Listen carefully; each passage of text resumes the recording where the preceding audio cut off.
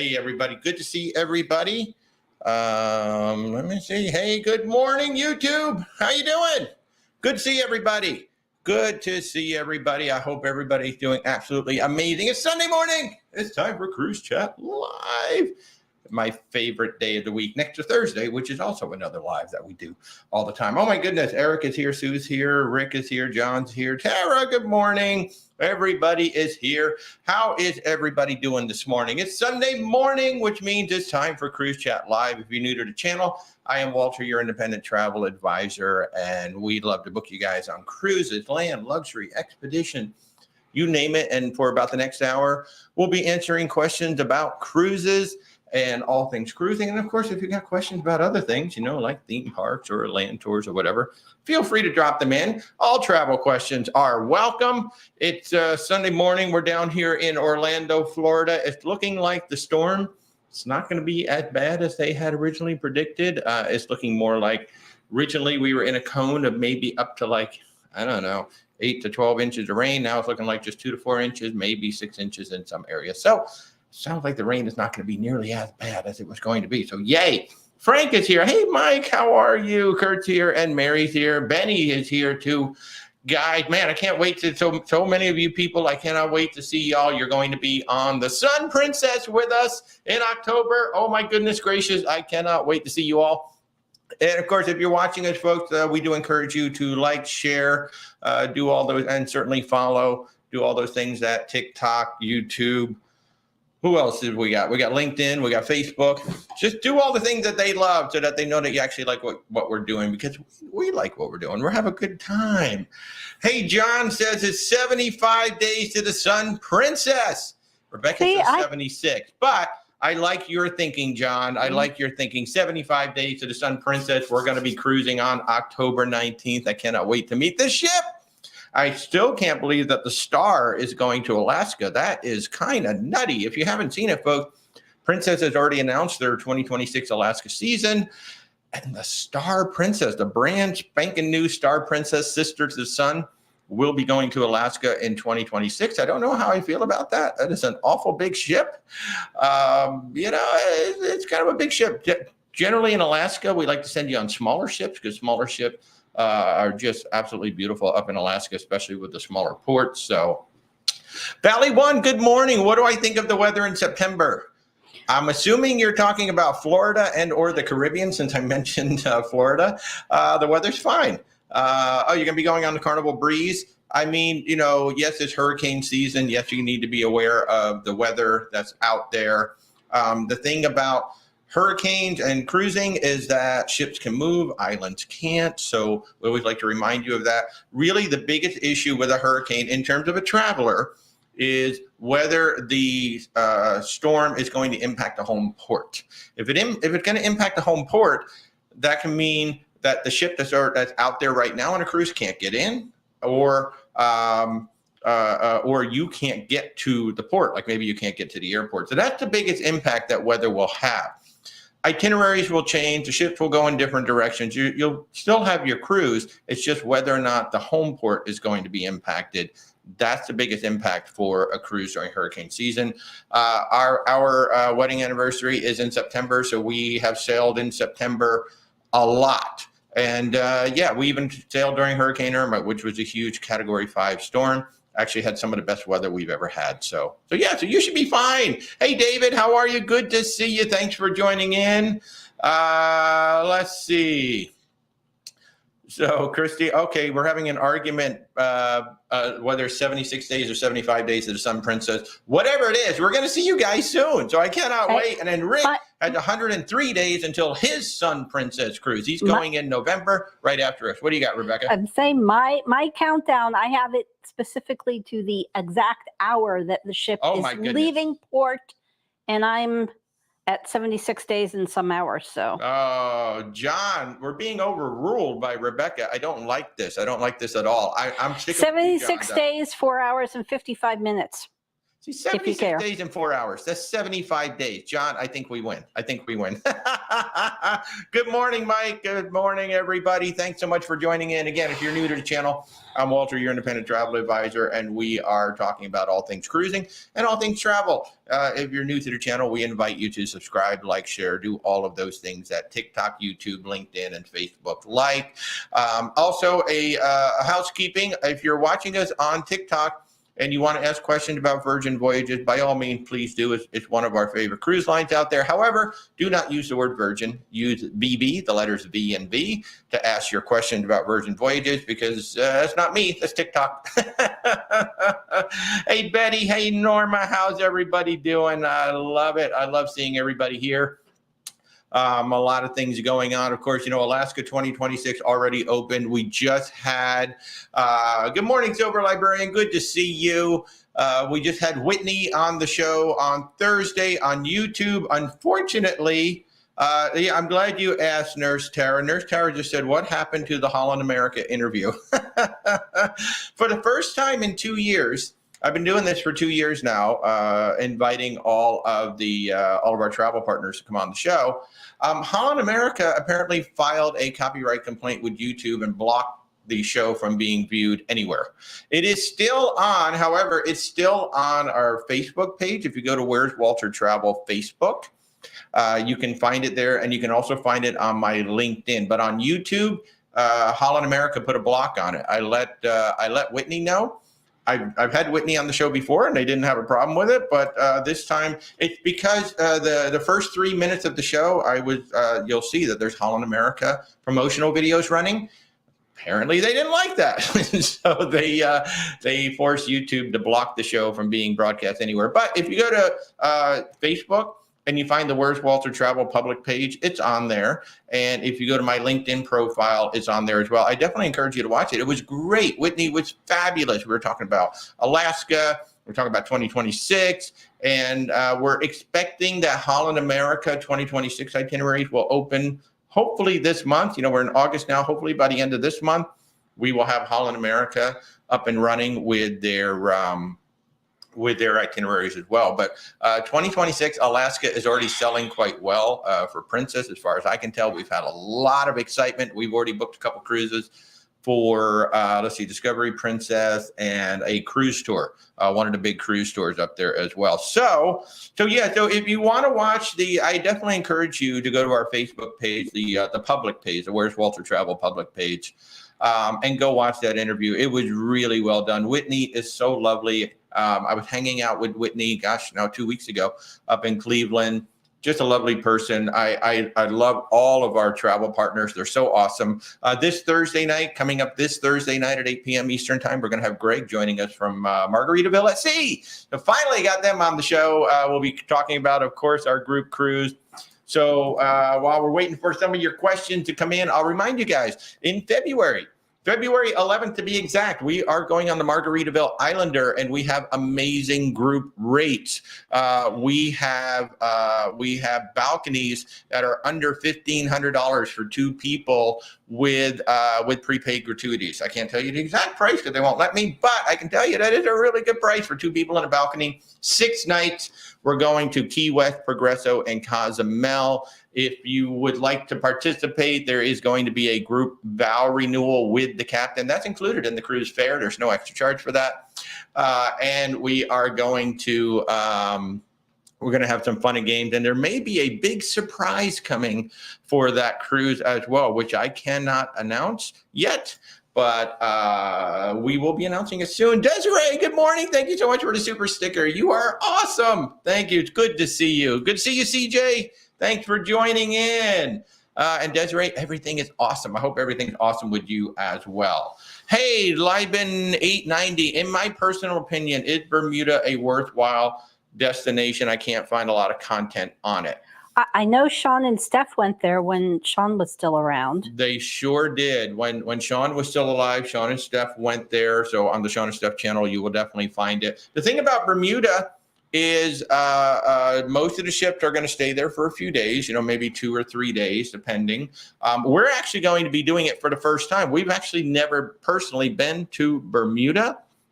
But the thing of it is, there is a lot to do in terms of, your standard Caribbean activities. And one of the neat things about it is that instead of going place to place to place, typically you're staying there for 2 days or 3 days. So that means you're staying there well into the evening, which gives you a lot of time to try things. Whereas when we go to, a 7-night Caribbean itinerary, you've got, 6, 7, 8, 10 hours if you're lucky to explore the destination. So that is one of the things about doing one of those Bermuda cruises. I know, she's already responded on YouTube. Nurse Tara, who's watching on YouTube, she's done this itinerary quite a few times, and she's saying that it's amazing.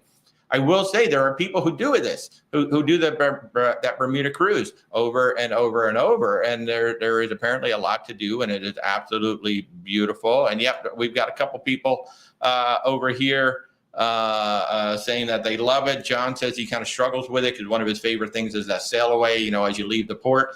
And there is a lot to say for that as well. However, you do have the time to really take advantage of everything Bermuda has to offer versus, a lot of times like, okay, we're going to do this one excursion and then we're going to go check out the port and do some shopping and then get back on the ship. So that is the one thing about doing it. And I would encourage you, if you're thinking about Bermuda, just go do it one time, go try it. We're going to be doing it. We have not announced it yet, but we're doing a group cruise on the Norwegian Pearl sailing out of Philadelphia in 2026. That will be a Bermuda stop. We're working out all the final details. The announcements are coming soon, but that'll be April 2026. Norwegian Cruise Line will be the first cruise line to sail out of Philadelphia. We are going to be on there. I think we're going to have 2 days in Bermuda and 1 day in Charleston, I believe, right? Rebecca just gave me the thumbs up. So, so we're going to have 2 days in Bermuda. So I'm looking forward to that. I'm really looking forward to sailing out of Philadelphia. I cannot wait to announce it. We can't announce it yet. We're still working out the final details, but as soon as we can announce it, you will know. Trust me, you will know about this. It's going to be a lot of fun. So, so in the opinion of some of those who have been there already, they love it. And of course, one of the big appeals to Bermuda is that a lot of those are from New York, New Jersey, maybe even Boston, so people can just drive there all throughout the Northeast. So old Blue Eyes, how you doing? A nice reference to Frank Sinatra. What's the best cruise line for solo single men? I don't know about specifically solo single men, but for solo travelers, of course, Norwegian Cruise Line has really invested in the solo traveler. There's over 1,000 solo cabins across the fleet.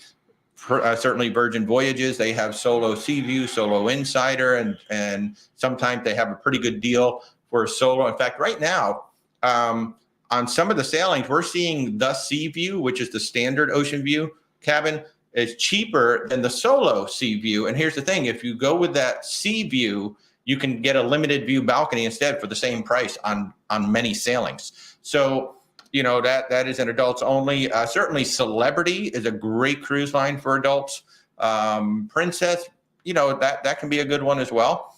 But for solo travelers in general, if you want to hang out with fellow adults, Virgin Voyages, Celebrity, Norwegian could be three of them to start with for sure. Yeah, if we can help you in any way, just reach out. It'd be great. Let me see. Desiree is saying they went to Horse Bay Beach in Bermuda and did the Crystal Cave, and it was lovely. So there you go. There's one thing you could certainly do. Eric is saying 3 days in Bermuda on the second leg of it back-to-back in November. So Bermuda has quite a bit to do in there, going back to Bermuda. Good morning, Joe. Good morning, Chris. Pretty TK. Good morning. Good morning, Cindy. Pretty TK, 3 days to your first cruise. Excited and nervous, but you know that the Valiant Lady will be amazing. I'm telling you, if you go on Virgin Voyages for your first cruise, you are kind of getting spoiled for the rest of your cruise career because so many things are included on Virgin Voyages. And when you go on to other cruise lines, you're going to be like, well, wait a minute, I gotta pay for some food. I gotta pay for my soft drinks. I gotta pay for my Wi-Fi. What? So that is one of the nice things. When you look at Virgin Voyages and you put them against other cruise lines, you say, well, yeah, they're more expensive. But then you also look at what they roll in and you compare, well, how much would it cost me, to go to all the specialty dining restaurants, to do the gratuities. Yeah, the gratuities are in there, to buy the Wi-Fi. So once you add in all those costs that are not included in the base fare on other cruise lines, suddenly Virgin Voyages compares up very, very nicely. So that is going to be amazing. Disney Brunch Photography, you just did Bermuda in April, and it was amazing. That's awesome. Thank you for letting us know. Good morning, Barbara. Don saying that the cruises out of Philadelphia are expensive. Well, it's the one and only game in town. Yep. So, of course, the cruises out of New York, New Jersey are a little bit less expensive because there's more competition up there. Yeah, even Baltimore has 2 lines. What's that? Even Baltimore has 2 lines. Yeah, even Baltimore has two cruise lines out of there. So right now, Norwegian's the only game in town. I am really hopeful that now that Norwegian is sending the Pearl in there, hey, why not Princess, Celebrity, Royal Caribbean, Carnival? They've all got ships that can go into Philadelphia. So when you're the first game in town, guess what? It is going to be a little bit expensive to sail out of there. I can't tell you what our group rates are going to be, but our group rates are actually pretty doggone good. And yeah. So when you're the first out of there, like, the Icon of the Seas, a lot of people say, well, that's crazy expensive. It's because it's the one and only Icon of the Seas that exists out there right now. So yeah, in the beginning, Philadelphia will be a bit more expensive, but they are selling. I know they are selling, and we're excited. I'm glad we grabbed our cabins when we did, because it might have been a fight to get these cabins if we hadn't already grabbed them. So it's going to be a lot of fun. Can you go cheaper out of New York, New Jersey? Sure, absolutely you can. Can you go cheaper out of Baltimore? Probably. But going out of Philadelphia is going to be different. Plus, we're planning 2 days of tours in Philadelphia. We're going to have 2 optional days of land tours in Philadelphia to go around, one of which will be a food tour. I can't wait to do that. I don't know that I've really spent any time in Philadelphia. Oh, I have. Yeah, well, that's basically where you're from, Pennsylvania. It's like an hour and a half away. Yeah. But I don't think I've really spent any time in Philadelphia. I always wanted to go to the Army-Navy game, the football game, but I don't think I've spent any time there. So, Dawn, that's awesome. Oh, Pretty TK, you've heard all about VB spoiling you? Yeah, you know what? VB is going to spoil you. Now, if you're looking at Oceania as your next cruise, yeah, definitely reach out and talk to us, because we know a lot about Oceania.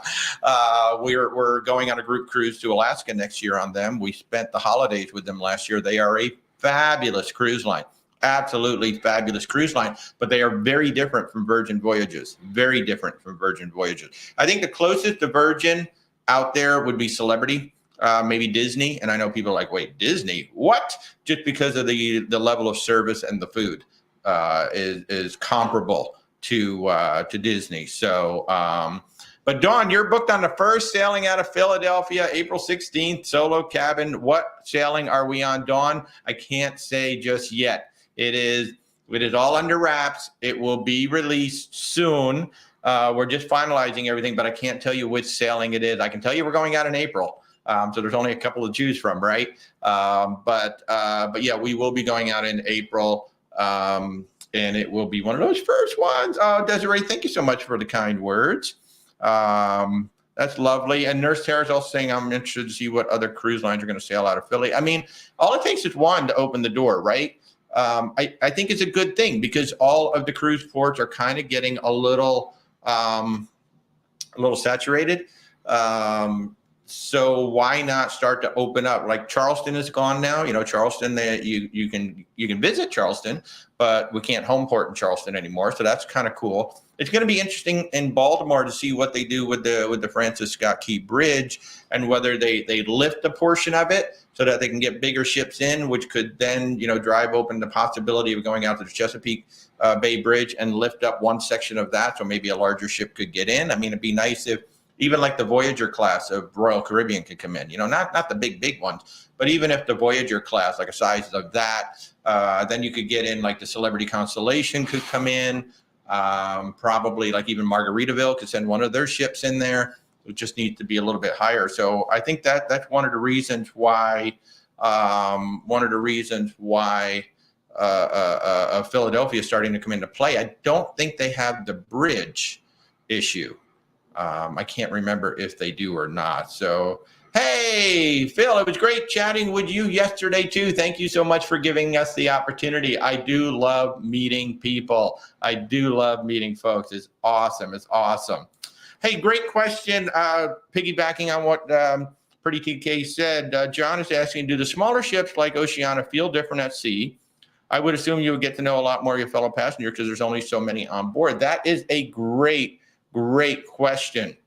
So Oceania, for those of you who don't know who this cruise line is, they have two classes of ship. Well, they have three classes of ship, but in general, 650 passengers on the R class and about 1,200 passengers on their larger ships. And they are not all inclusive, but a lot of things are included on the cruise line, such as all of your meals, beer, wine, champagne with lunch and dinner, Wi-Fi is included, soft drinks, specialty coffees included, and you can get up to $1,200 in shore excursion credit, depending on how long your cruise is. But these are very small ships. And John, what I'll say is we went on the Oceania Serena, which is one of their R-class ships, 650 passengers. You could feel the motion of the ocean more, certainly, than you do on some of the bigger ships, but it wasn't like we were getting thrown around, and it was actually a lovely ride. One of the things I enjoyed the most about the Serena is that the promenade, I think, was on deck 4. Maybe 5, so it was very low. 5, like we were, because we were on deck 4. It was one. So it's on deck 5. So it's very low to the waterline, and I love that. I love the fact that it's very low to the waterline. It's one of the cool things about Holland America as well. A lot of their promenades are down lower, so it was really cool being down by the waterline. In fact, on TikTok, I just put up a moment of Zen today, and it's that view looking out from the bow, looking out to the bow. In terms of getting to know your neighbors, yes. You get to know your neighbors really well. It was super cool. So at night, there is one show in the lounge, and then we have the piano bar, and plus we have it's not really a nightclub, but it's a club upstairs where they play. And so when you're on these smaller ships, it is a lot more about socialization and getting to know your fellow passengers, which is super, super cool. I think we got to know more people on that sailing than probably just about any sailing in a very long time. I think since the Panama Canal cruise, which was on the Island Princess, very small ship. So on the small ship, it is a lot more about socializing and getting to know your fellow passengers, which is super, super cool. But at night, you are more, I don't want to say you're more entertained, you have to self-entertain at night. There are some things going on, there are the bars and lounges, but it's very much about socialization at night, which is really cool. And then it's just dead quiet outside. Like if you want to go sit out on the promenade, you want to go sit outside on the deck and just look out. It is so quiet and so beautiful out there. So yeah, great question, John. Thank you. Pretty TK, your husband is a cast member on Disney Cruise. So it definitely, so a Disney Cruise definitely in your future. Definitely go on Disney. You are going to love it. Barbara Kempton is heading to Rome for the Norwegian Epic. Oh my goodness. I hope you guys have an amazing time over there. That is going to be, I can't wait to hear all about it when you guys get back. That's awesome. Peggy, can I tell you the difference between Royal Caribbean and the MSC Seashore? So you're asking me about a cruise line versus a very specific ship. And there are a lot of Royal Caribbean ships out there. But the one that would compare to the Seashore, probably going to be the Freedom class up, is going to be the ones that are going to compare to the Seashore. So the thing that holds back MSC, so MSC has beautiful ships. They have amazing pools. The Seashore, they have these 6-foot deep pools up top that are absolutely amazing. The ship itself is gorgeous. I think they spend more on chrome than most cruise lines spend on ships. There's so much chrome on these ships I've never seen. Even in Las Vegas, I don't think I've seen this much chrome in one place. They make amazing coffee. The food, so the food is very up and down, especially in the main dining room, very inconsistent. The food in the buffet, very inconsistent. And when we went on it was the Seashore we went on, they started running out of stuff in the buffet literally like day 2 or 3. They started running out of salad dressing, and they started running out of a couple of other things. Lettuce. Which was, they were running out of lettuce in the salad bar like on day 2 and 3. So it was just kind of odd. So what holds MSC back is they have inconsistent service and they have inconsistent food. When you go on Royal Caribbean, you're pretty much going to get the same experience on just about every. As the ships get smaller, the food in Royal Caribbean's main dining room tends to get a little bit better because they don't have to make as much food for everybody, right? So on an Oasis class ship, main dining room service and the food quality could be a little bit up and down because it's such a big dining room. They're making so much food. When you get on the smaller ship, the main dining room experience tends to be a little bit better.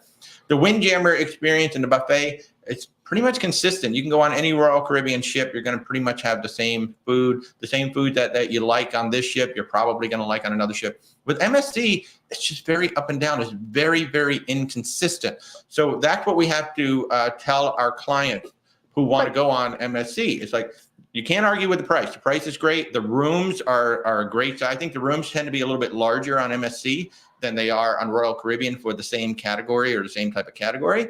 You just have to be aware that you may not have the best service and you may not have the best food. The price is right. I like Ocean Key more than Coco Cay, to be honest with you. MSC's Island, Ocean Key. If you can get one of those itineraries that has an overnight on it, I love that. I flat out love the overnight itinerary. It's really nice.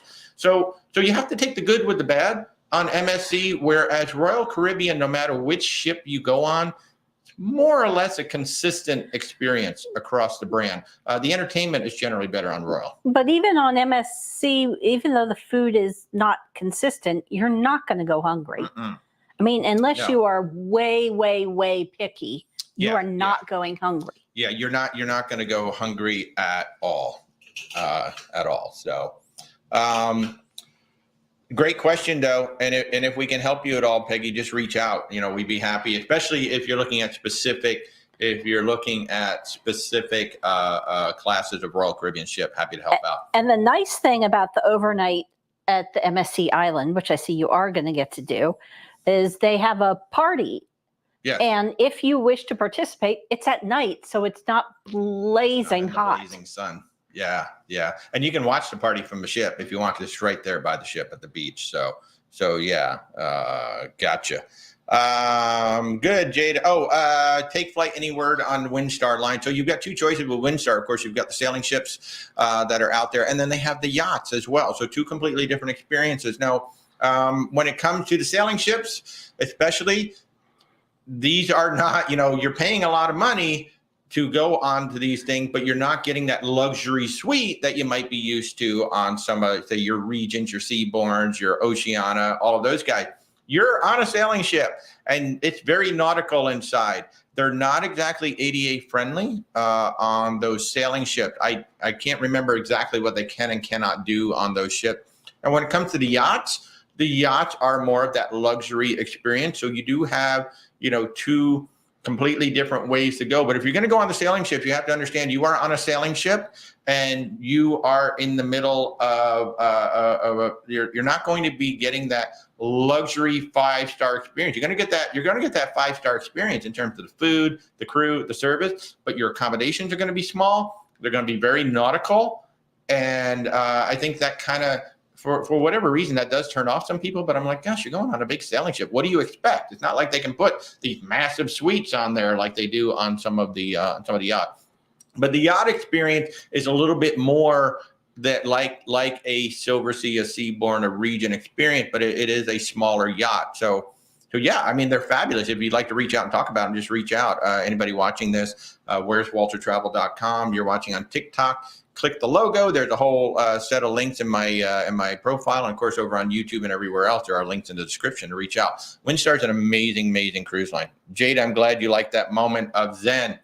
Douglas, would I recommend the Edge class in Alaska? The interesting thing about the Edge class, that is a bigger ship.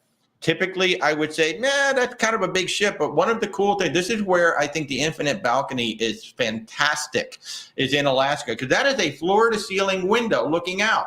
And if it's really cold and you don't want to sit out there in the cold, guess what? You can just sit inside on your chair and just look at that beautiful, beautiful scenery outside your window without having to go out there. So Edge class is bigger than I would typically recommend, but because they have that infinite balcony, I think that's a perfect spot for the infinite balcony. But it still wouldn't be like your top choice. No, it wouldn't be the first choice. I would actually send you up on the Constellation. I think the Constellation is the one that's doing the Vancouver to Alaska run. I'd still rather send you up on that one. But the Edge class, it would be a lovely ship to go up there on. Let's see. I've got some over here.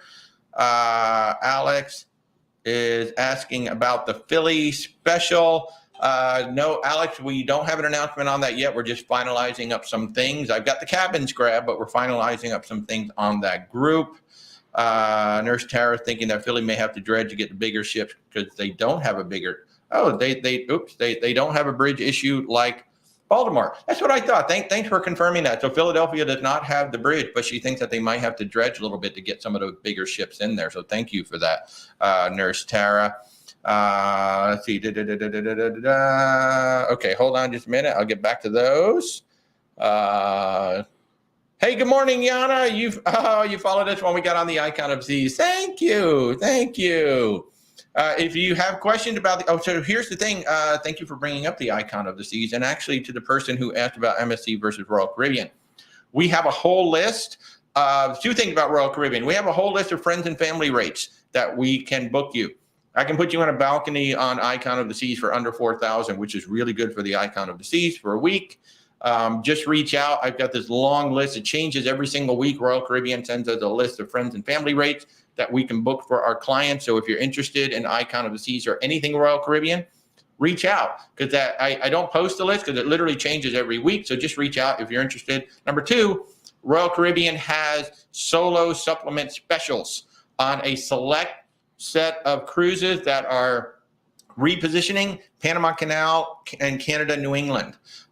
They are in this year and next year. So, and it's a 150% solo supplement, which is better than the 200%. So I was seeing, I just booked somebody yesterday on a cruise, and her cabin was $1,000 less than 2 people in the same cabin. So it was a legit 150 solo supplement. So if you're a solo traveler and you want to go on Royal Caribbean this year or next year, and again, you're looking at Canada, New England, you're looking at Panama Canal, or you're looking at some of those really nice repositioning cruises, reach out, because I have the list. I did a TikTok on it. I have the list of solo supplement on Royal Caribbean. So yeah, if you're a solo traveler, you can be looking at that. But yeah, definitely reach out. It would be great. Oh, good, Peggy. Good. I just caught up to your comment there. I'm glad it is an overnight. You're going to have so much fun. Yana, you want to become a travel agent specialized in Royal and Universal Disney. What company? The 3 that I recommend that you look at for in terms of a host company. We work under KHM Travel Group, which is out of Cleveland. There is also Travel Planners International. They're actually only 15 minutes away from here in Maitland, Florida, right near Orlando. And then Cruise Planners. Those are the 3 that you should consider looking at, just from my own personal opinion. And definitely do your due diligence. Do the research. All of the host agencies are different. So yeah, if you want to become a travel agent. Although I will warn you, the Disney market is pretty saturated as far as agents go. Disney and Universal, very, very saturated. And I will tell you that Disney parks, you got to sell a lot of that to make money. So you got to sell a lot of that to make money. So John, can't wait for the Yacht Club on the World America. The MSC World America is getting ready for her big debut next year. And it's going to have the biggest yacht club in the United States. So it's going to be really cool. The cost was the same for what he would have paid for the Aqua Class and Celebrity. And that's what we were talking about, at MSC. You can't argue with the price. You just really can't argue with the price. Yes, you may not get the best of everything, but you can't argue with the price. And as long as you have an open mind going on MSC, we've gone on 2 MSCs. We went as quote unquote regular sailors. We had a great time on both of them, and Yacht Club will be next, and it might be World America. You never know. So, Jen, how was the MSC Seashore? We were just talking about that a few minutes ago. So, MSC's food and service, very inconsistent. The ship itself is gorgeous. The rooms are nice. The pools are amazing. Coffee is really, really good. But the service and the food will be a bit inconsistent. So, as long as you go in with your eyes wide open, knowing that you're not going to go hungry, but you might not be excited about everything you get in the main dining room. You may not be excited about the buffet other than the pizza. Pizza is really good. So as long as you know that, but you're also not paying for it too. So let me see. Alex is saying Captain Kate is back on the ship. She sure is. If anybody doesn't follow Captain Kate McHugh on the Celebrity Beyond, you really should. She's an amazing captain. What do I recommend to sail Celebrity? Anything. All the ships are great. One of the things that Celebrity does really, really well is they maintain the ships. So you've got the Constellation class, which is a smaller Millennium class. Oh, the Millennium class, right. Constellation is one of a ship, but the Millennium class, smaller ship. The Solstice class, I love the Solstice class. They are beautiful, beautiful ship, nice resorts. And then, of course, the Edge class just takes it all the way to the next level. But you can go on any ship. You can go on any celebrity ship. You're going to have a great time because that celebrity service, that's what I'm talking about, like with MSC too. Think being inconsistent, you don't know. When you go on a celebrity ship, you pretty much know what you're getting. You're going to have just over the top service. The crew is amazing. They make you feel absolutely welcome the moment you step onto the ship. They will service your every need. That somehow the baristas know you and they know your order after the first time. Like you show up a second time. Oh yeah, you're going to have a great time. So Rick loved his cruise with Captain Kate. And Rick brings up a good point here. He went on the Beyond, had a great time. If you are former Navy, and thank you, Rick, for your service. This should be true of any cruise. If you are former Navy and you're sailing, you can ask, and they might say no, but you can ask, could you have a private tour of the bridge? And very often, the captain and the crew, if they have the time, they will bring you up to the bridge to see it. Because you were former Navy. Now you will want to have like ID or something to show that you were in the Navy. But Rick was able to do that. I believe it was Captain Kate gave him a private tour of the bridge, which is absolutely awesome. And I think that's a wonderful thing that the cruise ships do. So if you are or you're sailing with somebody who either is serving or was serving in the Navy, certainly just ask. Go to guest services and say, is there a possibility that we could go up and see the bridge and meet the captain? And just ask. So, good morning, Megan. Is it possible to add a headliner performer during a cruise?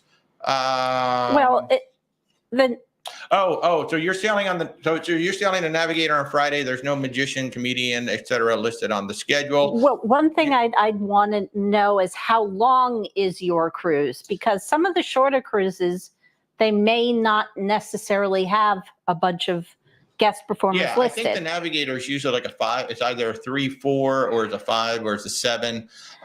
They may not until you get on board. And to the question, can you add a headliner during the cruise? Absolutely, you can, and it happens a lot, especially in the Caribbean. Probably not so much with the Navigator, because I believe she's the only Royal Caribbean ship sailing out there, unless there's a celebrity ship. But you will very often see in the Caribbean people getting off, say, a celebrity ship and coming over to a Royal Caribbean ship. Or getting off one Carnival ship, going to another Carnival ship. That's how they do it a lot. They actually plan their entertainment schedule that way. It's very possible that you're like in the middle of a changeover.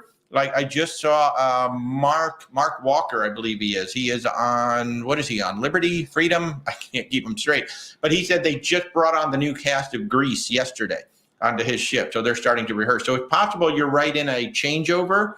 With things changing over, and they may not know exactly who it was until you get on the ship. So yeah, and definitely the guest performers can be last minute additions as well. Yeah, they can very often be lasted to see that. So yeah, Alice, I'm glad I was able to send over that RCL list. All you got to do is get some more PTO so you can start cruising solo. I love it.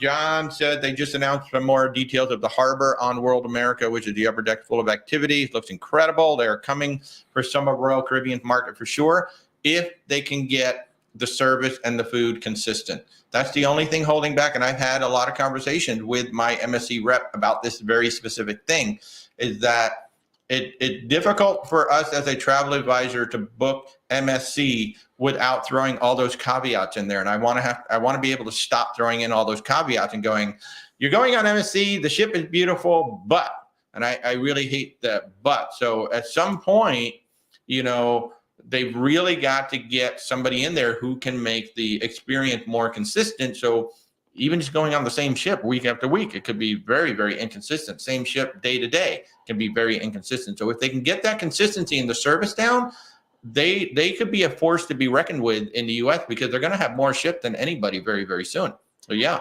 One of the other problems with MSC is they are a family-run business, and it seems to me that the family can have this tendency to micromanage. Yes. And really want to get into every little decision that's made.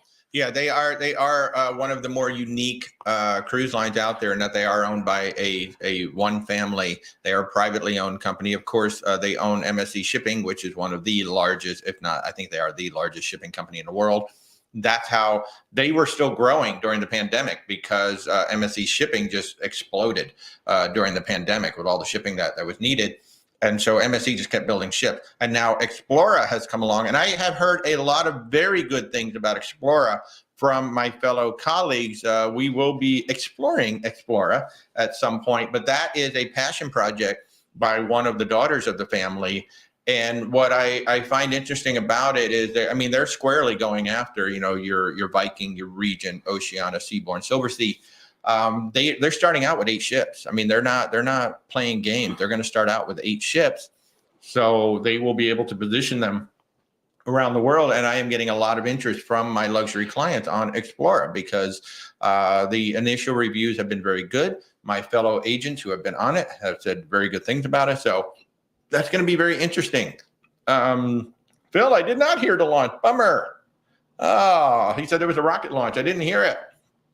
Virginia, you're taking your first cruise on the Carnival Horizon, August 11th out of Miami. Yay! Cheers to you. Cheers for coming into the cruise family. Just remember, once you go on one, it's like potato chips. You can't just take one. You're just going to have to start booking over and over and over. So yay, welcome. I hope you have an amazing time. Horizon's a great ship. That's a Vista class.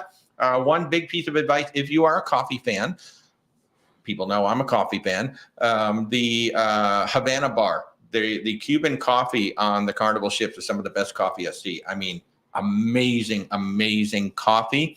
They make 3 different versions of the Cuban coffee. The traditional one just with the sugar, one with a little bit of cream, and then one that's almost more like a latte with a lot of cream. I like the one with just a little bit of cream on it. It's really awesome. Peggy, when is the best time to book a cruise going Europe? So Europe, so I don't know if you mean Europe or Mediterranean, because they are Northern Europe is different than the Mediterranean.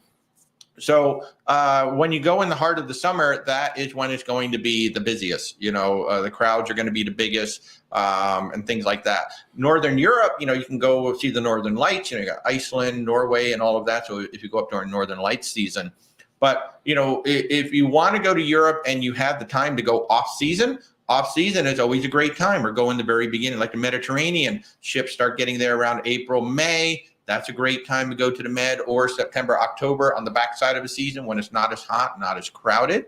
Northern Europe, I don't know that Northern Europe gets as crowded as the Mediterranean. But again, anytime you can go places off season or very beginning of season, very end of the season, that is always, you're always going to have smaller crowds, more individualized attention. It also depends on the cruise line you're going on. Like if you're going on an Oceania or a Regent or a Viking, there's going to be a much smaller ship, much different experience. Or Azamara. Gosh, we haven't hardly talked about Azamara. They are becoming one of my favorite cruise lines now. And because their ships are so small that they can go up to places that other people don't. So for example, when you go to Bordeaux, France, if you're on Princess, P&O, Celebrity, you're going to dock about 2 hours away. And then you've got a 2-hour motor coach ride to get to Bordeaux. Whereas Azamara, they're actually going to go up the river. They're going to go up the river. They squeeze through when the bridges open up and they squeeze through. They're going to dock in Bordeaux, just like a river cruise. So you're going to step off the ship and you're in Bordeaux. So there's no 4-hour round trip to get back. And then Azamara does these things called intensive cruises. So like Greek intensive. There's no Croatia, there's no Italy, there's no Spain. It's Greece. I think there might be one stop that isn't Greece. But so we're starting to lean into Azamara now, and they are doing these. Plus, they're known for staying the longest of anybody in port, and they do these special evenings where, like, you might go see a concert, or you might go do dinner. Like the whole ship goes off and does a big dinner, or goes off and sees this concert, and it's just for the ship. It's really awesome. So really, in Europe, and this is true of a lot of places too, where if you have the wherewithal to go off season or beginning and end of season, those are usually the great times to go in terms of crowds. Yeah. Colonel Dave Dixon, how are you? You love MSC. You've been on the Seascape Magnifica so far, and upcoming World America in April. That is fabulous. And I will say, the one thing that we really didn't talk about with MSC is it's a completely different experience going to the yacht club versus being in the rest of the ship. Yacht club is a pretty consistent experience. You will consistently have good service. You should consistently have better food. So yacht club is and what you pay for the yacht club, sometimes you get a balcony, say on Royal Caribbean, or like John was saying, you just get the Aqua Class suite on Celebrity. So you can't argue with the price on MSC. So Steve, good morning. Thoughts on the Margaritaville Islander? We loved it. We had a blast. We have a big group cruise going February 11th through the 16th. So she's a Spirit class ship. She was a former Costa Atlantica, holds about 2,600 passengers. And what they did with the ship, this is the first. So what I tell people, just forget about the Paradise. The Paradise was not Margaritaville at Sea. The Paradise was done by a company called Bahamas Paradise. They licensed the name. They botched the renovation when they first launched. Now Margaritaville at Sea, the company, bought out Bahamas Paradise this past September. They sent the ship back in. The Paradise ship is in much better shape than it was. It's still not a Margaritaville at Sea experience, a true experience. If you really want Margaritaville at Sea, it's the Islander. The Islander was the first one that was actually designed by Margaritaville at Sea, and it shows you've got two main pools. You've got Land Shark pool. You've got the 5 o'clock somewhere pool, which actually has a cover, so they can close it in the rain. Now, it's not totally waterproof, which actually I think adds to the charm of it. The cheeseburgers are amazing. The Mexican Cutie Cantina makes great breakfast burritos. The main dining room was getting better. Finn's was getting better. We were there for the preview and the very first cruise, and it was getting better as the week went on. Your typical main dining room food, maybe slightly better than some of the other cruise lines. And service was great. They've got 13 bars and lounges. Each one makes their own margarita, which is a lot of fun. It's a fun ship. And if you want to join us, I was just telling folks, we've got balconies for 2 people for under $1,500 with the prepaid gratuities. And I can't tell you exactly what the prices are, but it's a really good price. 2 people, 6 nights, February 11th through the 17th, sailing out of Tampa. We're going to Key West, Cozumel, and Progresso. We've got a whole bunch of people already booked on this one. And if you are so inclined, because it's going to be Valentine's Day, we have a captain's vow renewal that we're going to do. That's included in the cruise fare. This is going to be a lot of fun. But Margaritaville Islander is a fun ship. 2 big surprises on that ship. A very high-end craft spirits bar called the Hemisphere Dancer. Great bar. I mean, I was not expecting a bar that high quality on a ship like this. And then they have a bubble champagne lounge. Again, I was not expecting a champagne lounge on this ship. So it's really, really good. Really, really good. So yeah, I think you'll enjoy it. If you'd like to go on the Islander, just reach out. We'll be happy to book you on there. It will be awesome. Megan, you're going so it's a 3-night Ensenada on the Navigator, but you were on the Sailing and there was a fabulous comedian. Yeah, so 3 nights may go all over. And it may just be they're shifting people around and working out the schedule. So there's still a chance. You won't see that guest entertainer until last moment. A lot of times on 3-nighters, because that is one for sure where they're like picking up somebody and moving them around. So yeah. Rick, you missed the Holland America stream. And again, I mentioned it earlier, that Holland America interview that we did this past Thursday is no longer on YouTube. Holland America made us take it down. But you can still find it if you go to Facebook, our Where's Walter Travel public page. You can see it. It's a great interview. And you can even go onto my LinkedIn profile on LinkedIn and find it. Did they address any new entertainment? They are getting some new entertainment on there. Yes, we did talk about that. There's some new shows that are starting to roll out.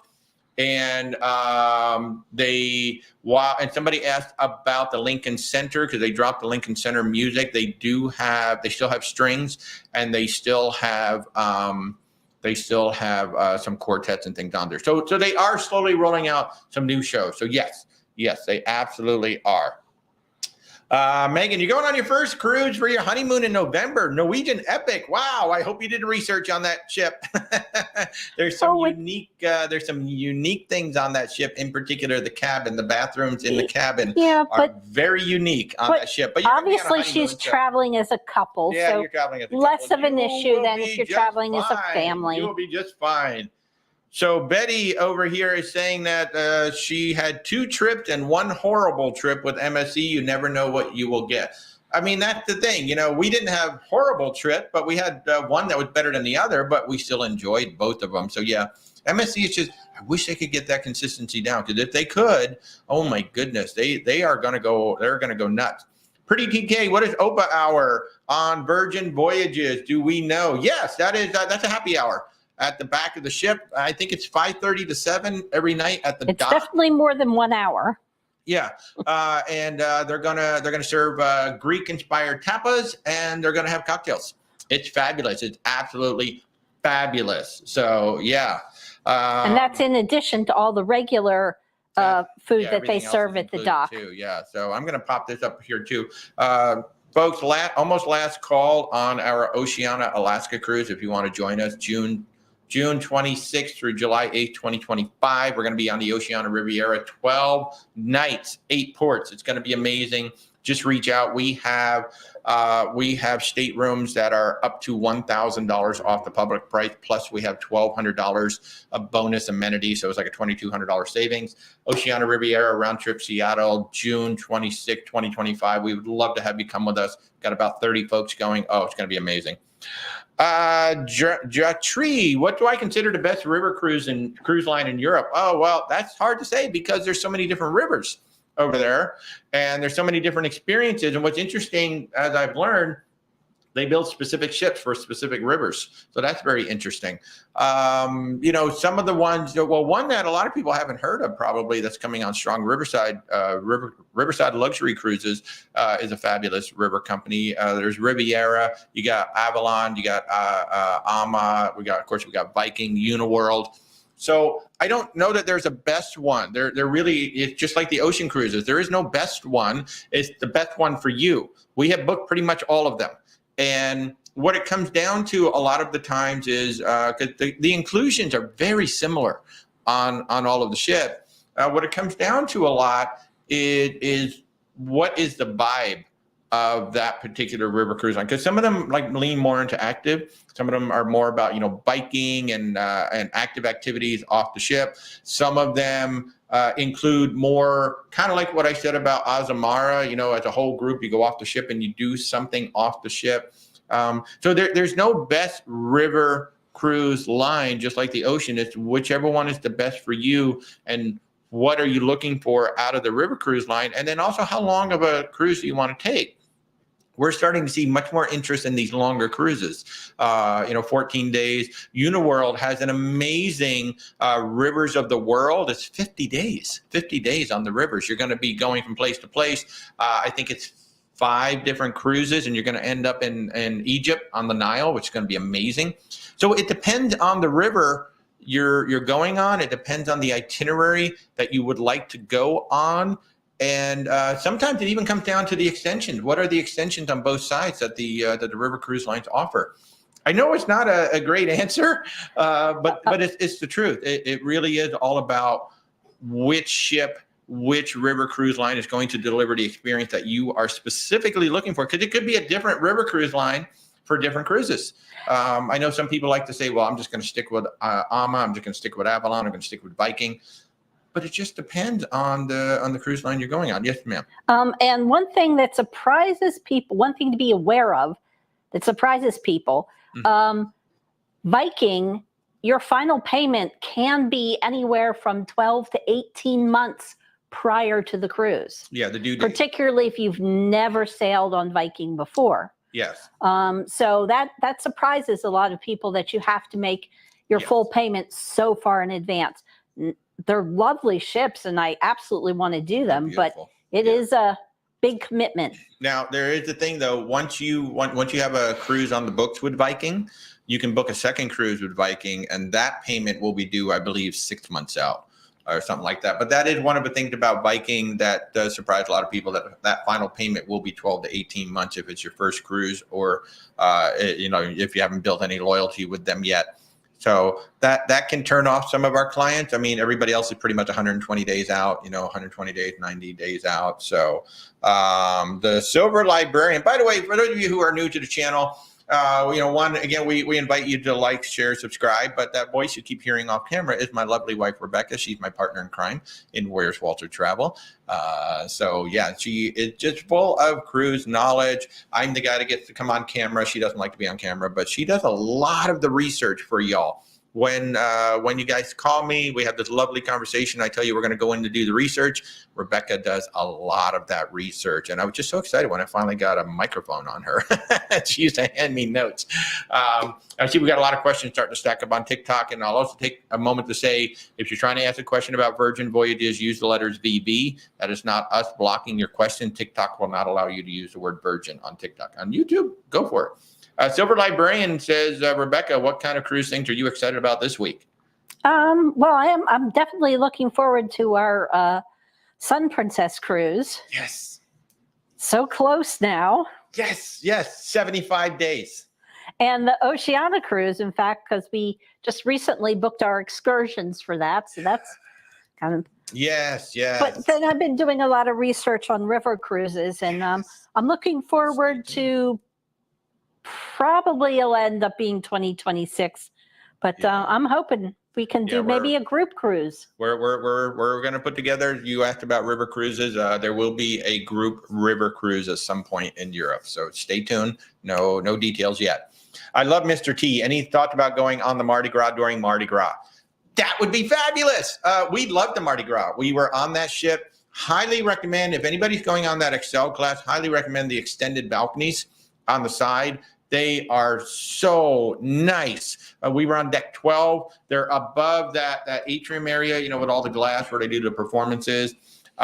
They are absolutely amazing. So yeah, Mardi Gras is a great ship. The only thing I will warn you, once you have a Shack's chicken, they are addictive. They are so freaking good. I know it's blasphemy, but I never had a Guy's burger on the Mardi Gras because I just kept eating the darn chicken. So yeah.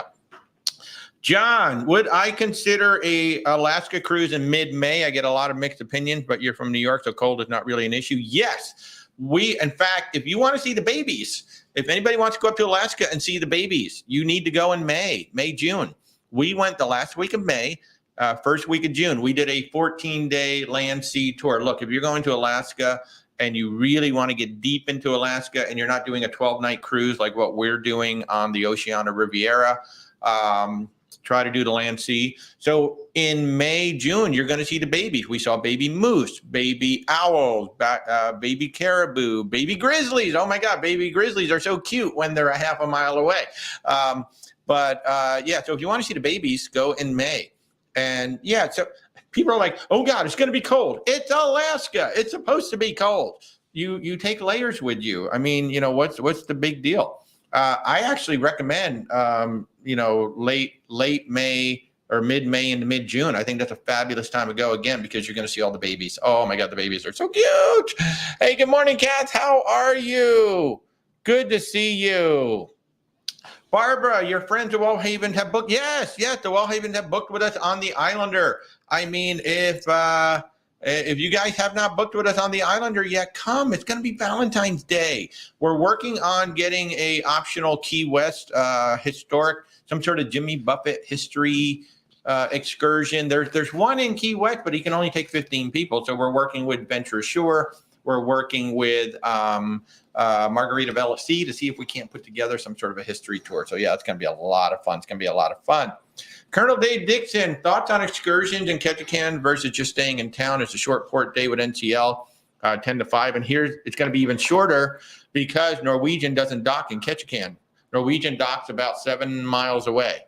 That has been a source of frustration, as I have seen from some social media folks not realizing that Norwegian doesn't dock in Ketchikan, complaining about, well, Princess and Holland America are right here. Well, that's because Princess and Holland America own Alaska. They've been doing it 75 and 50 years, in fact, longer than that. So you got to keep in mind that you're going to be, I believe, on a school bus that's going to take you from wherever that port is, and you're going to have to get into Ketchikan and go do an excursion. If you're going to do an excursion with Norwegian Cruise Line in Ketchikan, I would do it through Norwegian.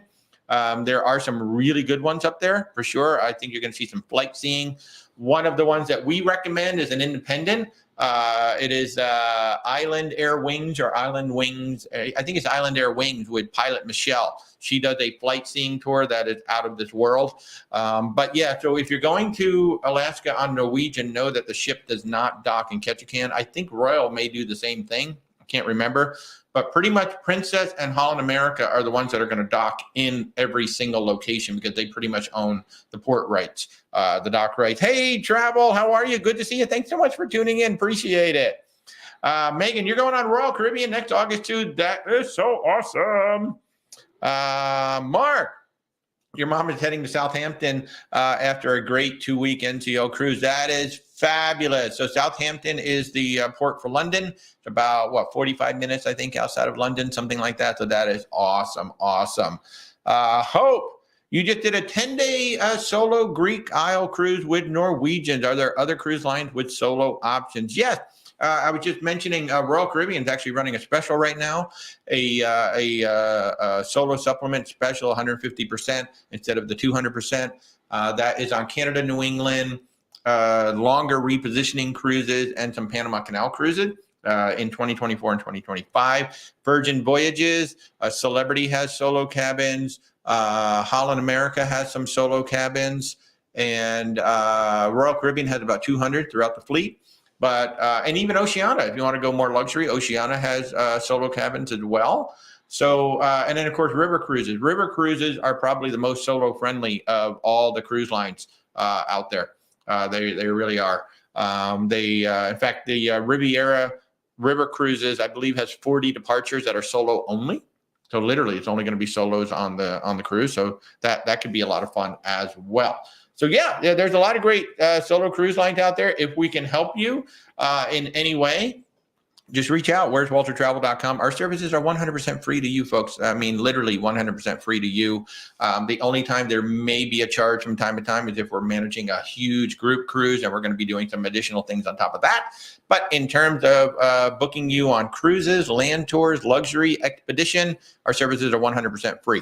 So wherever you're watching us, there are going to be links in either the description or in our profile. Just set up a call. I give you a call, and then we go from there. So, Irene said Celebrity also docks in Ketchikan. That's good. So I would assume that would be the smaller ship. I don't know about the bigger ship, but the Edge class. But that's awesome. And that's also going to depend on when that ship comes in as well. But that's good. That's good to know that Celebrity docks in there. Yay. Barbara, you can't wait for the Riviera in Alaska. I know. Aman, how is the Ritz cruise? That's a great question. We have not booked Ritz-Carlton. Nobody has asked for Ritz-Carlton. My concern with Ritz-Carlton is it took them almost 3 years to get that first ship launched. After they said it was going to be launched, they had a lot of issues with that ship. So I don't personally know anybody who has gone on them yet. We're not set up to sell Ritz yet because I'm just a little concerned about them. So I don't have an answer for Ritz-Carlton at this time. One of the few cruise lines that we don't currently book. So yeah. Joe, do we need to make reservations in the MDR on Princess, planning on doing the early dining? Yes. So Princess has now rolled out a 3-part dining plan, right? You can do traditional dining, which I believe is like 5:30, 7:30. Yes, you do want to make reservations for that. You can also just simply show up. You can make reservation on a daily basis in a second dining room. And they also will have an area that's just simply walk up anytime dining. Rebecca, you were about to say something? Yeah. Speaking specifically of our group cruise, I just looked at the app, and the dining room for the absolute traditional same table, same staff is on deck 6, and it is closed. There are no more time slots currently available, but you can go to the other dining room and just try and make reservations every day for whatever you want. Yeah. And of course, there's always the walk up. So on the Sun Princess, they introduced it. There's actually 3 decks of dining room, and the bottom deck is traditional. Middle deck is you can make a reservation at any time on any day. Third deck is just simply walk up. So you always have the walk up option, and you're going to have that buffet, which on Celebrity is amazing. Lana does not like that early payment, full payment on Viking. I agree with you, to be honest with you. I don't understand it. I don't understand why they have to do that. Rob, Celebrity Eclipse, 11 nights, Boston, Canada, Boston. Thoughts? Yes, that's my thought. Celebrity Eclipse, great ship. That's a Solstice class ship, lovely ship. Has one of my favorite bars at sea, the world-class bar on that whole class of ship. The ship itself is a floating resort. It is absolutely lovely. Some of the best staff you're going to see. Beautiful interior, beautiful everything. Yeah, Celebrity Eclipse, that whole Solstice class. Yes, to the whole Solstice class. It'll be beautiful. Yeah. Misfit, you're going on the Horizon February 9th. That is awesome. That is so awesome. Zach, you're looking at a spring break cruise with your kindergartner. Will Disney be too crazy? Well, Disney is always more expensive and busier when the kids are out of school. Always. I mean, spring break, yes. Since spring break across the U.S. is not all at exactly the same time, right. It's not quite as bad as summers or holidays. Right. But if you're talking spring break 2025, you're probably going to be very limited in your choices at this point. Yeah, I mean, I haven't looked at Disney of late because the Treasure's coming out. Obviously, that's going to be a new ship. But the one thing about Disney, of course, they know how to take care of the kids, right? Their kids clubs are second to none. The only one that might be next to them, maybe Royal Caribbean has amazing kids clubs as well. So I would definitely, I don't know about, being overserved, but Disney knows how to manage the crowds. Yeah. Their ships. They don't sail at 132% like Icon is doing right now. So, no, I would not have any issue at all booking you on a spring break cruise on Disney because Disney knows how to do it. And Disney is definitely going to take care of your kids. So that's going to be absolutely amazing. The other tip for Disney is pretty much, I would say 99% of the time, the cheapest it will ever be is when the itineraries are released. Yeah. If you wait, the prices are just going up and up and up, and they'll go up quicker for things that are going to sell more, like holidays, summers, spring break. Exactly. So if you're looking for some like right now for next year, you definitely want to book it as quickly as possible. They've been out for a while. We can certainly help you out with that, Zach. It's good to see you again. But yeah, just reach out. We'll be happy to take a look. I mean, we got time today. We can hop on a call and just go ahead and take a look, see what we can get for you, and we can compare Disney with what else is available. But yeah, just reach out. I'll be happy to hop on a call today. You know how to get a hold of me and everybody else. Where's WalterTravel.com, or there's links all over the place. John is asking, is it true that Alaska's itineraries are more relaxed, so dress code at dinner is more relaxed, specifically Princess? Princess has a business casual dress code anyway. So at dinner, I'm Princess, Celebrity. I'll wear my dress jeans with a button-down shirt. That's usually what I wear at dinner. So, but yeah, Alaska does tend to be a little bit more relaxed there, but you're still not going to want to wear T-shirts and ripped stuff and shorts and things like that. But yeah, the dress codes for the main dining rooms have been relaxed pretty much across the board. And pretty much every cruise that we've been on, even on Oceania, we were on Oceania. I wore my dress jeans to dinner every single night. They didn't care. They just really want you to have something clean, and like a polo shirt or a button-down shirt on top is always a nice thing to do. So user 6908, you're going on Celebrity Reflection, beautiful ship. We were on her. We've sailed Reflection, Equinox, and the Silhouette. Beautiful, beautiful ship. So yeah. Oh yeah, you will love that. So sorry. Good morning, PJ. Good to see you. Kip, you want to travel by yourself? Is Norwegian the only line that you can be a single traveler? No, you can literally cruise on every single cruise line as a single traveler. It's just the ones that offer some of the better deals or cater more. As I said earlier, river cruises definitely cater the best to solo. But Virgin Voyages has solo cabins. Royal Caribbean has solo cabins. Celebrity has solo cabins. Princess doesn't, but they very often, they don't advertise it, but they very often have reduced supplement on various categories, and we only find out when we go in and we click and we check. It's like, oh, this is like, $800 off. They actually do have lists of the sailings that specifically qualify for a reduced but sometimes solo they just kind of show up. But yeah, there's a lot of cruise lines out there that are solo friendly. If we can help you in any way, just reach out. But yeah, those are some of the ones right off the bat that I can think of that are definitely solo friendly for sure. Nurse Tara is mentioning that the real grass, so the Solstice class on Celebrity Cruises, which is the Silhouette, the Reflection, the Solstice, Equinox, Eclipse. I don't know. I think there's 5 of them. Yeah, I think that's it. Yeah. So they have real Bermuda grass on the back. So it's kind of cool. It's the lawn club. Love it. PJ, you're going on the Carnival Freedom for New Year's Eve out of Port Canaveral. Oh, man. We did our first Christmas New Year's cruise this past year. It is so much fun. It's great because, you can stay up to midnight. You don't have to worry about anything, right? You don't have to worry about driving home. You don't have to worry about going anywhere. It's absolutely fabulous. So, yeah, I highly recommend the holiday. In fact, I really recommend Thanksgiving for everybody watching from the U.S. Thanksgiving is the absolute best time to cruise because there's no drama. Oh, is the turkey done? Have we got the mashed potatoes? Have we got this? Have we got that? Oh, there's no drama. Everybody else is cooking for you, so it's fabulous. Carlos, you've never done Carnival. You strictly only sailed Celebrity. Is it worth trying Carnival? That's up to you. It will be a completely different experience. So Celebrity is a more adult-centric cruise line. Carnival is a big family cruise line. So right off the bat, you're going to have a lot of kids running around. Not that there's anything wrong with that, but that is a completely different dynamic with a lot of kids running around. The Fun Squad on Carnival is second to none. I mean, they do the best trivia. They do the best games. They are fun. But it is not, whereas Celebrity, and I don't want to say it's more refined in a way, but it is. It's more of a premium experience. Whereas Carnival, I mean, they are squarely in the fun space. We are all about fun, and it's a lot of fun. But you can't. It's very difficult to compare Celebrity with Carnival. They are two completely different brands, two completely different experiences. I love them both. I know when I go on Carnival, I know what I'm getting myself into. It's going to be a fun week. It's going to be loud. It's going to be really good bars. There's going to be great pizza. Of course, Guy's Burgers.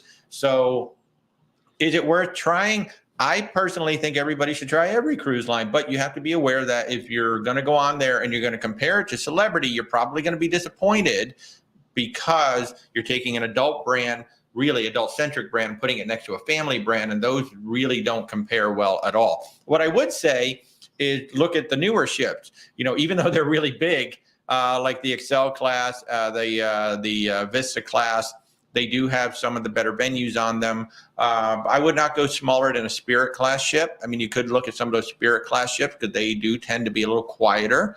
And I would go on a 7-night or longer cruise.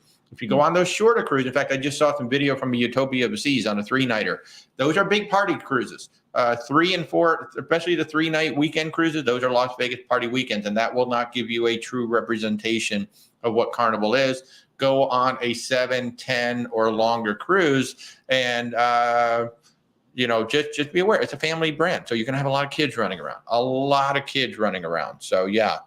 Dana, you've never cruised and you're thinking about cruising the first week of April. However, we want to avoid crowd.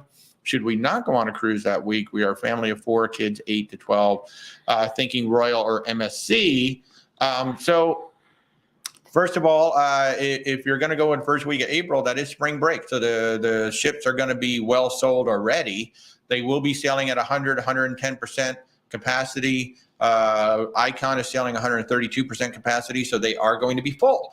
You will not be able to avoid crowds on Royal Caribbean or MSC during spring break. There's no way to avoid the crowd there because families are going on cruises and the ships will be selling about 100%, sailing at about 100%.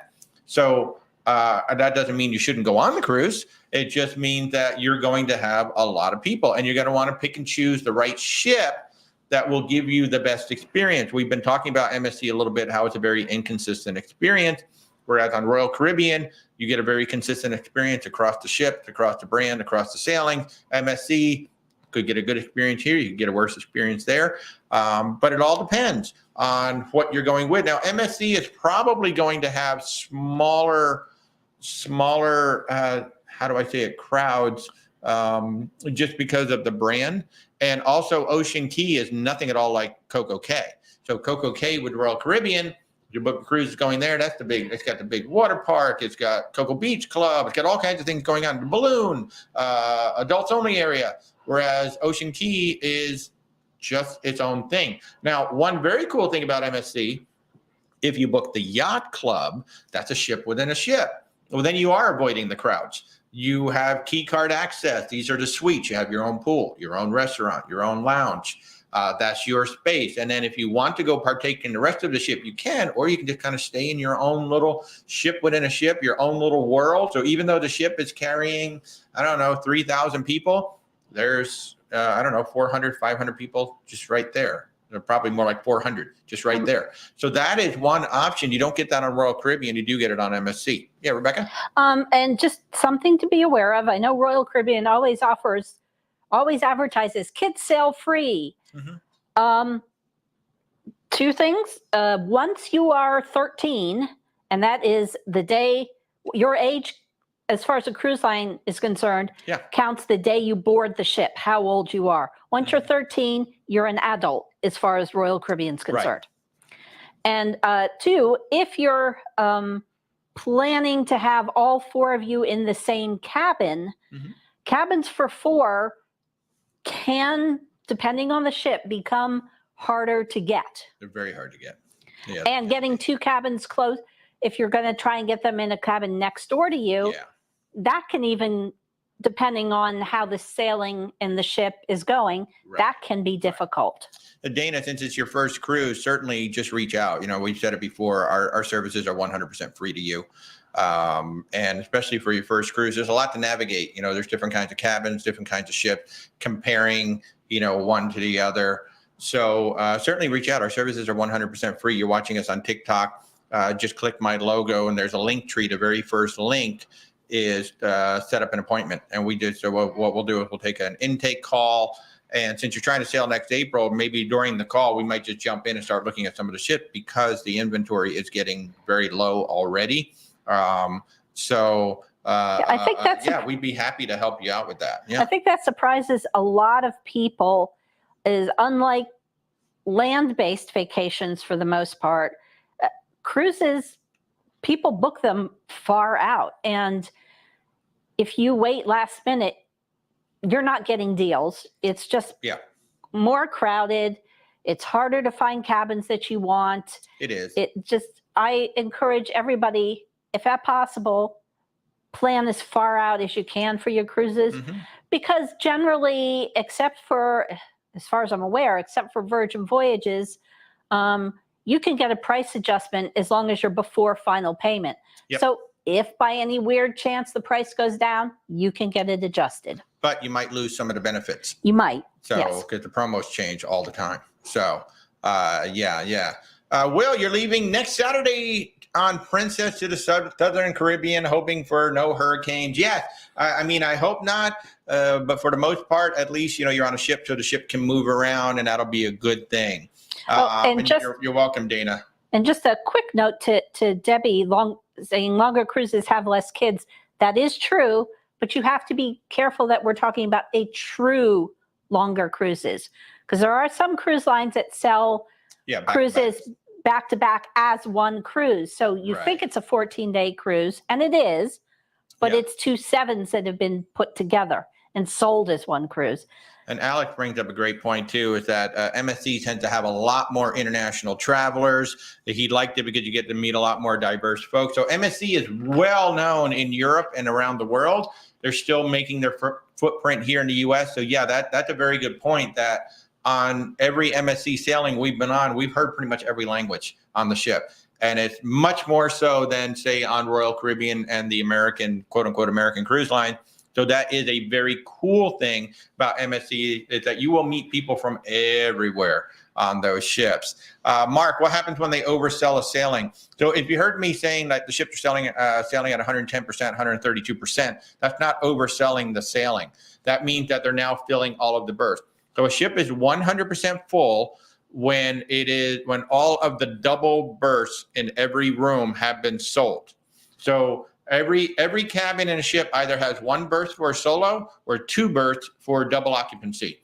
Once those are all full, that's 100%. Then cabins will have a third, fourth, sometimes fifth, sixth, seventh, eighth berth, like 8 people can fit in a single cabin.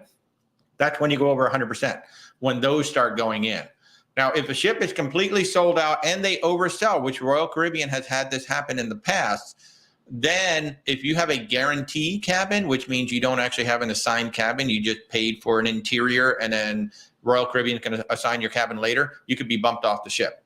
And that's why we don't recommend guarantee cabins to anybody. We will book them if a client insists, but we let them know that you could be assigned a cabin between now and the day you sail.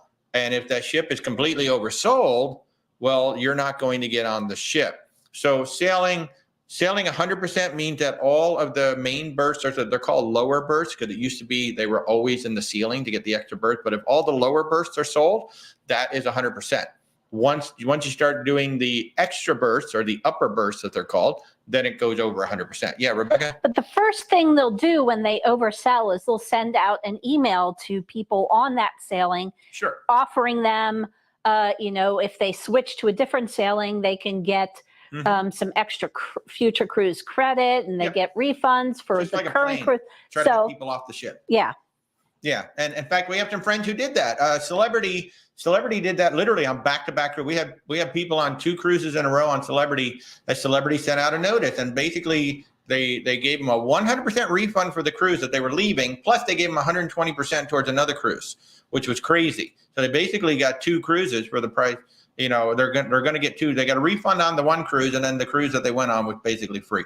It was crazy. So that is the first thing they do, just like a plane. They will try to get people off the ship, and then if worse comes to worse, they will bump.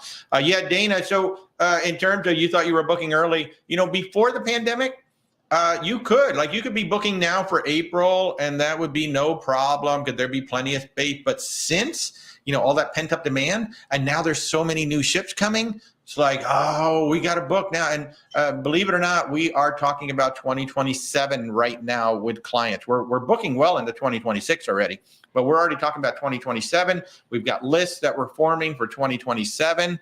So yeah, people are planning further and further out. And just as an example, we had a client who was interested in Princess in July of 2025. We could not find any cabins for 3 people. Yeah. For all. This specific itinerary that she wanted. She wanted the one way, and we couldn't do it.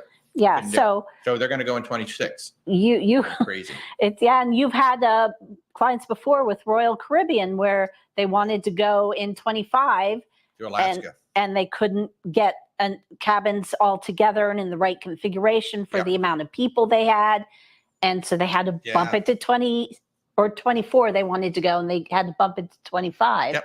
So and now they're now they're doing they're basically rewarding you for booking early now. So when the itineraries drop, those are some of the absolute best pricing that's out there now, and some of the best deals. Up to $600 on board credit or things like that. It's absolutely crazy. Terry, is MSC getting better food service, etc.? It's just inconsistent. It depends on the cruise you go on. It really does. If you're in the yacht club, it's going to be a much more consistent experience. It's going to be a better experience pretty much all the way through. If you're in the rest of the ship, just depends on the sailing you're going on. There's no rhyme or reason for why sometimes it's really good and then sometimes it's not so good. So hopefully you'll have a better experience. What terminal is a Carnival Glory at Port Canaveral? I'm not exactly sure. I would go to, all the ports have a website. Yep. And they will have the cruise schedules, at least, in the nearer future. Yeah. I know that the Mardi Gras Terminal 3, because that's the one that they just built. It's all the way down near the end, down by the jetty. Well, they had to have a specific one because of the liquefied natural gas refueling. But I would go to the Port Canaveral website and look at their cruise ship schedule, and that will, depending on how far out your cruise is, that should give you a pretty good idea. And also, especially if you're driving in, look at the digital signage, because it could change. It could change. Always look at the digital signs that you're driving up. They tell you exactly where it is. So next weekend, just look at the Port Canaveral schedule. It should tell you right there where it is. I don't know which one offhand. It might be Terminal 3. That's the one that they specifically built for the Mardi Gras, or it might be the one right next to it.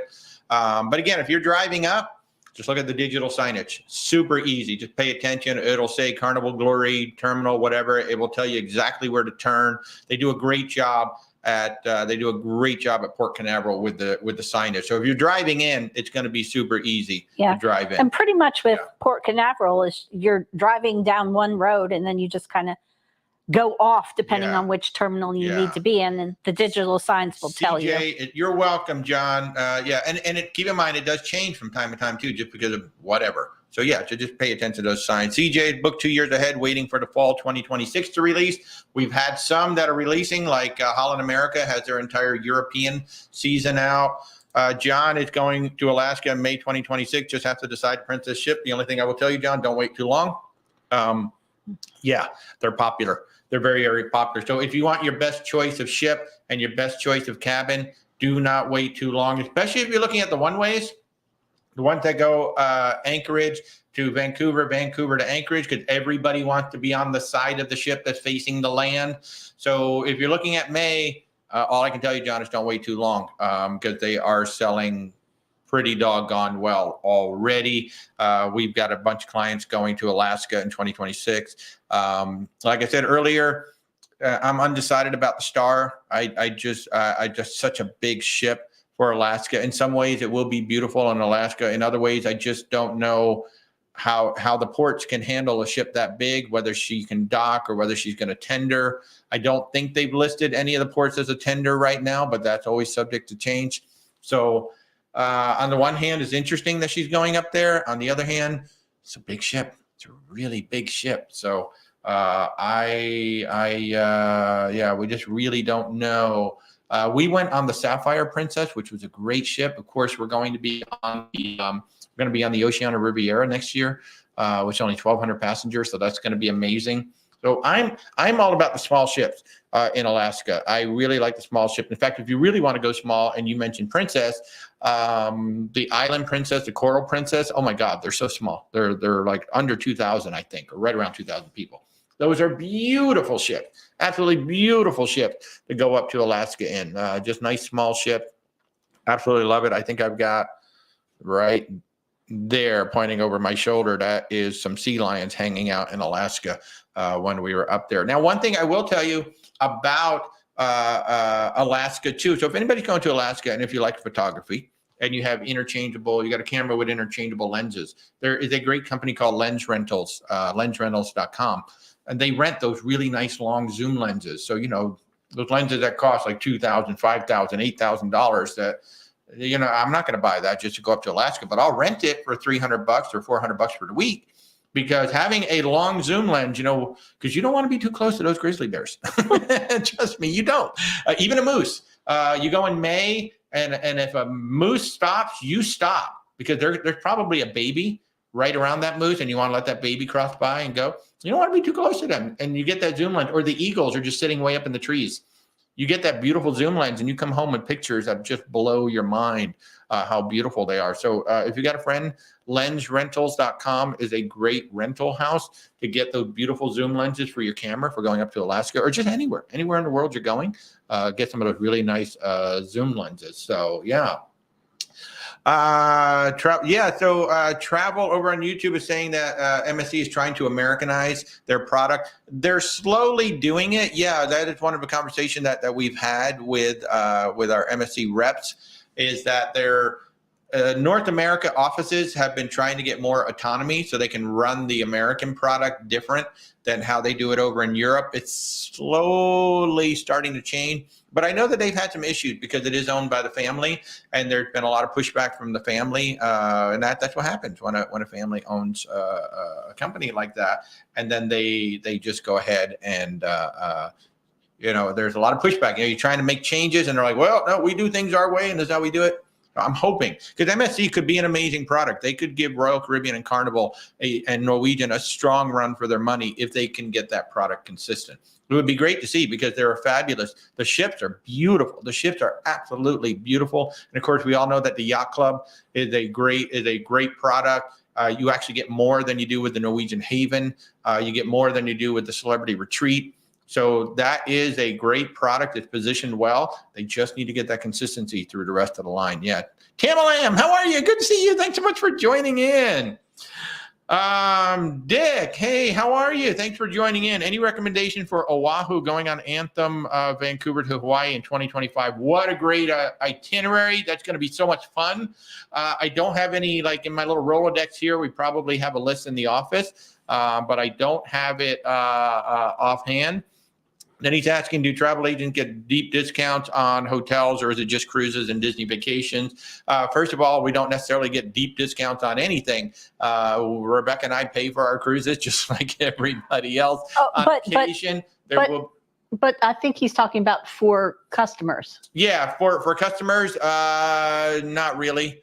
Not really individual. Well, I take that back, because we use the travel agent version of Expedia.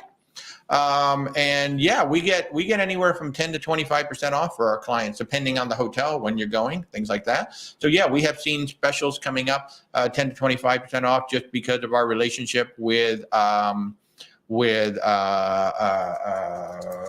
travel partners. Oh, KHM Travel Group. KHM Travel Group is a premier host travel agency, and because of our partnership with them, their partnership with Expedia, we do get some really good hotels at up to 25% off, which is really great. Even lower than what you can see sometimes on some of those public sites and all of that, which is great, but not all the time. And we don't necessarily know the list of when we're going to get things, but we do our best for our clients. So we don't always get the cheapest, but we try to get the best option for our client. And of course, our services are 100% free. So you're not paying for our services at all. And one of the key things that people love about us is that when you see a better price, or if we see a better price, we can just go in and price check it. You don't have to deal with it yourself on the cruise line. Like I just had somebody do that yesterday. They booked a Celebrity Aqua class. I don't even have to call. Celebrity. I just go in and I go into the booking engine and I change it right out, saving them $150 right on the spot. So that was easy. Terry, do we book all-inclusive travel also? Yes, we do. We've got folks booked on safaris. We've got folks, African safaris. We've got folks booked on Greek land tours, Italian land tours. We have tour partners all over the world. In fact, I was in Cleveland 2 weeks ago for, of all places, with a week-long training with our host travel agent, KHM Travel. And we had over 70 suppliers up there, and I got to know a lot more about some options that I honestly really didn't know about, or I knew that they were there, but I didn't know how they could help our clients. So yeah, and one of the more interesting ones is we have a partner that is all adult, small, 20 people only, and all inclusive. Literally all inclusive in Greece, in Italy, in the Philippines, and more are coming. So, and of course, our partner Colette is absolutely amazing. But we can book all-inclusive resorts too, if you're talking about just your standard all-inclusive, including, oh my God, have you seen the Sandals in St. Vincent? Holy crap, that is an absolutely stunning space. And I didn't really think too much about Sandals, again, until the meeting. And I got to meet our representative from Sandals, and he did a whole presentation on the St. Vincent. Oh my God, is it gorgeous.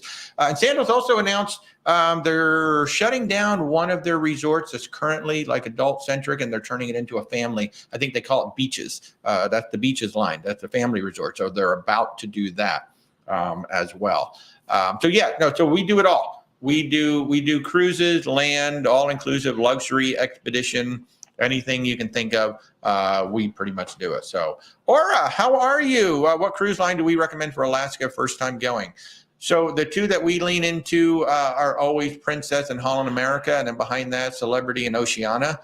Those are the four, but it just depends on what you're looking for.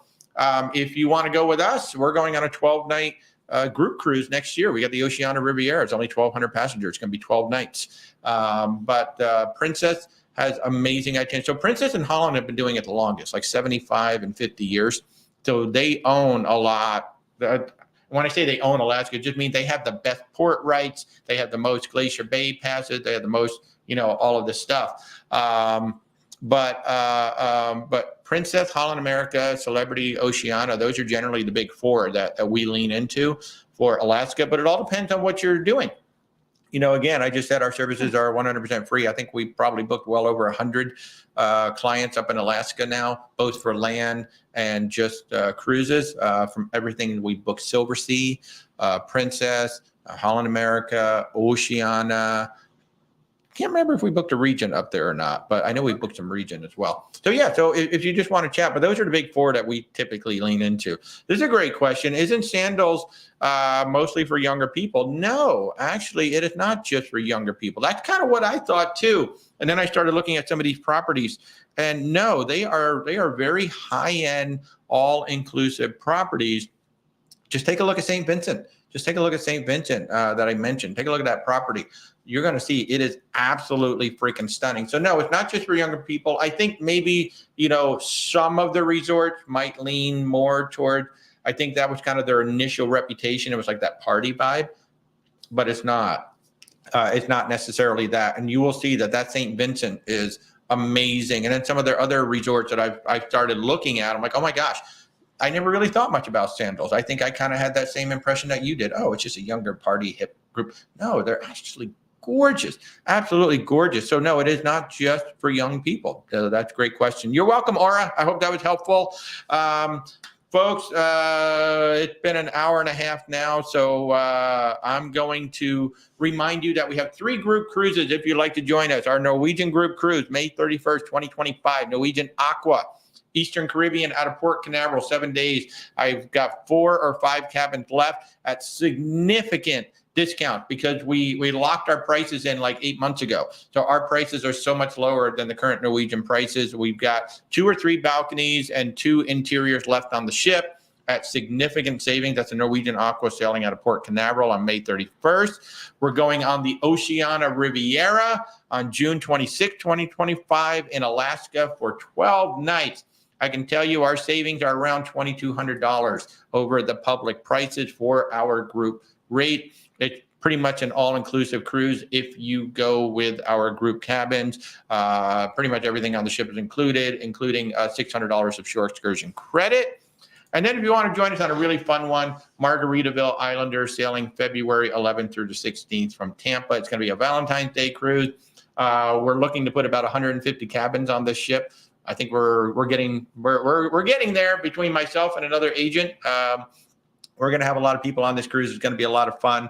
There will be a vow renewal for the captain, February 11th through the 17th, Key West, Progresso, Cozumel out of Tampa. It's going to be a lot of fun. And this coming Thursday night at 8 p.m. Eastern time, if you join us on our YouTube channel, my Facebook page, or LinkedIn, we're going to have Greg from Margaritaville joining us. Margaritaville at Sea is going to be live with us Thursday night, 8 p.m., YouTube, Facebook, and LinkedIn. We won't be on TikTok because it's a little hard to do it with a guest, but we'll be on there. And then, of course, next Sunday morning, we'll be right back here to talk to you guys. So if we can help you in any way, folks, where's waltertravel.com. There are links either in my profile down below and whatnot. Just reach out. Our services are 100% free to you guys. We love helping you guys plan your vacation. So if there's anything we can do, where's waltertravel.com. Y'all have an amazing day, everybody. It's going to be Sunday. Stay dry in Florida. Yeah, try to stay dry in Florida. All right, folks. You guys have an amazing rest of your day.